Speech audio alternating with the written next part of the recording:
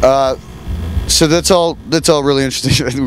we just said this all off camera, ran out of cards. This is a live situation, folks.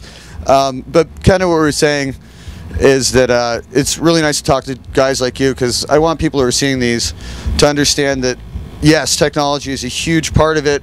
Like, at the end of the day, that's your tool set. It's as important as a carpenter's hammer and his nails. Like, if you have a hammer that's going to fall apart, it's no good to you or the people you're doing work for.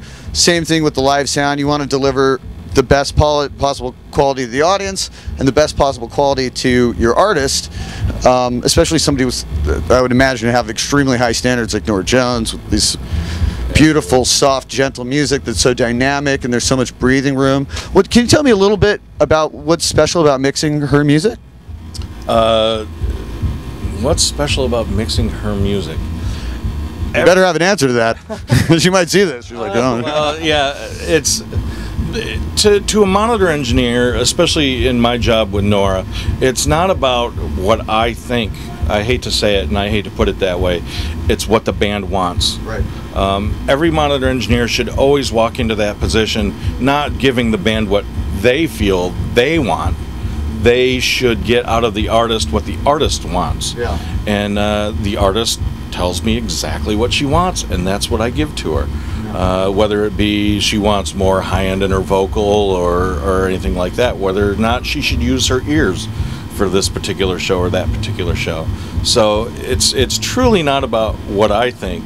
It's more or less what they think. Yeah. So that's where you have to tread that fine line of, all right, well, if she's not liking this and she keeps shaking her head and she doesn't know what to tell me, then I will go in and go, what do you think about me doing this? Or let's try this. And that's where the rub comes. Yeah. It's more about them than it is me. Yeah. So that's how I feel. The special relationship you have to have with that man.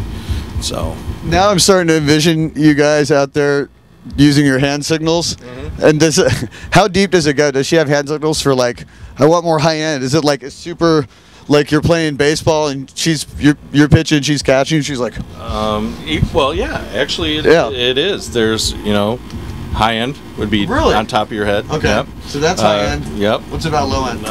Well, low end is there we go. Yeah, low end. But most of those things are worked out before they walk on stage during a sound check. But in a festival type situation, it may just be vocal up. Right. And like I said, and you're gonna love this, when I'm listening to her mix and I'm listening to her sing and she looks at me and she's confused or can't hear anything, I'll go like that. You know what that means? More compression. Or something like that. Nice. And I'll look at her and go vocal compression, and then she'll go yes, or lift the compression off. Wow. That type of thing. So there's very specific hand signals for that. And bass player, he'll go like that, pointed his instrument and up, or his vocal and up. Most people go with the vocal and up thing. Huh. Or when the background singer is actually singing, she'll look over at me, just kind of glare over and go like that, lift her head up. Because I'll know that she's singing at that particular point and she wants to hear her vocal more. Right. So, and then... And you're working the faders the whole time, too. Absolutely. So you're not just like set it, like, my job's done. And the greatest part about having a digital console now is, instead of having to reach over for that knob or whatever person's mix, I use it in the fader flip mode, go to their mix, and I just push up whatever it is that they want. And I have every song stored, so once I've made that change, I store it, and it'll be that way the next time. Now, do you do that in rehearsal, or do you do that, like, on the road, live? Live. Every single show, if I've made a change, and then we go into a different situation, and they don't like it, I can go back into the history and recall something else. And because it's not in a rehearsal, it's live, because everyone sings louder and plays harder. Once you get on stage, it's not the same. So that's really cool. You get an accurate representation. That's a very cool way to put the power of that board to work. And the other cool thing about using a digital desk, such as the Profile, is that everything can be stored on a USB key.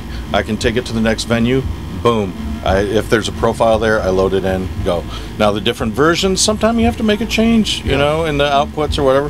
That's fine. But I have the bulk of what I do on a key card.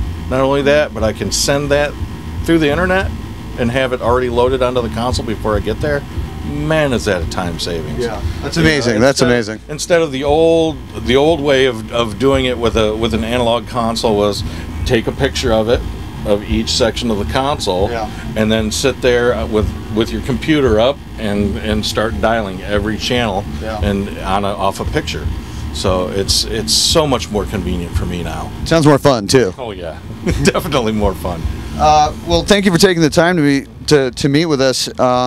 For you aspiring engineers, people who want to be doing this for a living, this is what it looks like. Have a good attitude, know your technology, listen to people who know stuff that you don't know. When you learn stuff, share it with the people that you respect. It's all about teamwork, it's all about creativity and having good ears and communication, and here's living proof right now. Absolutely. Cool. Well, thanks so much for taking the time. Thank you very much. And we'll be back at you with more from Bonnaroo 2010. Have a good day.